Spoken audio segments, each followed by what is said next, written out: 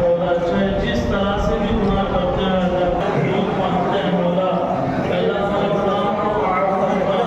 गुनाहों के दन में फंसे हुए हैं मौला, अल्लाह तेरी रहमत के रस्सी डाल कर अभी गुनाहों के दन से नायत खींच लें। अल्लाह नेकी करने की तौफीक नसीब फरमा। अल्लाह इस मुबारक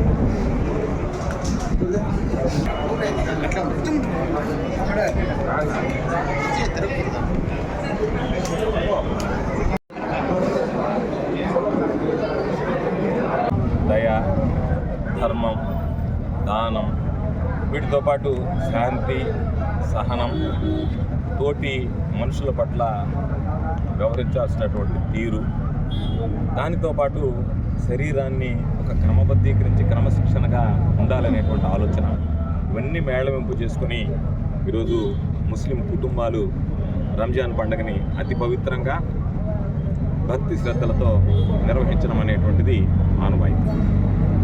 దాదాపు 12 సంవత్సరాలుగా ఈ కార్యక్రమంలో ముత్కూరు మండల కేంద్రంలో క్రమం తప్పకుండా హాజరవుతున్నా ఇక్కడ ఉన్నటువంటి ముస్లిం సోదరులందరికీ కూడా ఇదొక ఆనవాయితీగా నన్ను ఆహ్వానించడం, ఘనంగా దాన్ని నిర్వహించడం అనేటువంటిది, ఈ ఇఫ్తార్ అనేటువంటిది ఒక ఆనవాయితీగా మారిపోయింది.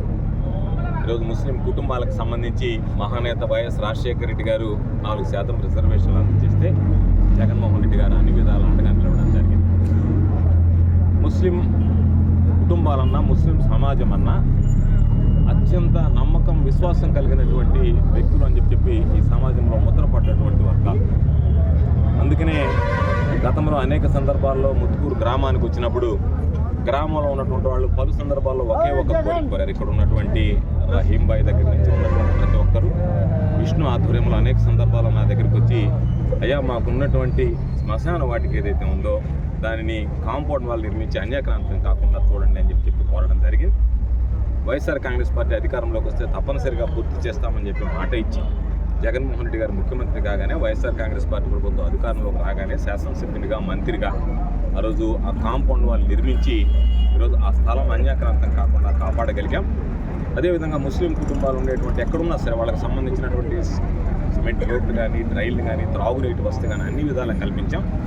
అధికారం ఉన్నా లేకపోయినా ముస్లిం కుటుంబాలు నా మీద చూపేటువంటి ప్రేమ, అభిమానం నా జీవితంలో ఎన్నటికీ మరిచిపోలేనటువంటివి అని చెప్పి సందర్భంగా తెలియజేస్తూ, ఈరోజు అధికారం లేకపోయినా నన్ను ఆహ్వానించి ఘనంగా సందడిగా ఈ కార్యక్రమం నిర్వహించినటువంటి ముస్లిం పెద్దలందరికీ పేరు పేరున హృదయపూర్వకమైనటువంటి ధన్యవాదాలు తెలియజేస్తూ, ముస్లిం కుటుంబాలందరికీ పేరు పేరున నా హృదయపూర్వక ముందస్తు రంజాన్ శుభాకాంక్షలు తెలియజేస్తూ, ఆ కుటుంబాలన్నీ ఆ అల్లా దయతో అన్ని విధాల ఆయురారోగ్యాలతో సుఖ సంతోషాలతో వర్ధిల్లాలి అని చెప్పి నేను ప్రార్థిస్తున్నాను.